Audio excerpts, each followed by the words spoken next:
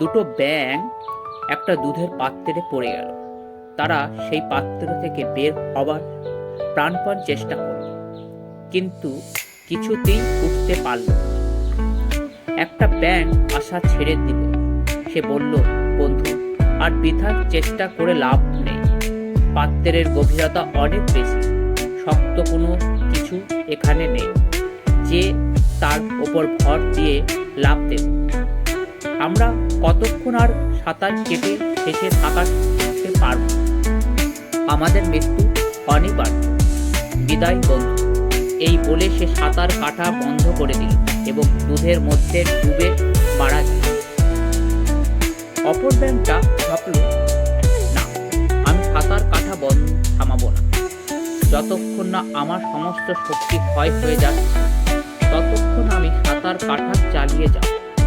এইভাবে সে সাঁতার কাটা চালিয়ে গেল। তার এই সাঁতার কাটার ফলে দুধ মন্থর হতে লাগল।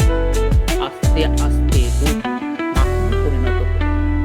ব্যাঙটা তার পায়ের নিচে শক্ত মাখন পেয়ে তার উপর ভার দিয়ে লাফ দিয়ে পাত্রের বাইরে বেরিয়ে তার জীবন রক্ষা পেল। অতএব এখান থেকে আমরা এই জ্ঞান পাই, যতক্ষণ না লক্ষ্যে পৌঁছাচ্ছে ততক্ষণ চেষ্টা চালিয়ে যান। জয় আপনারই হবে।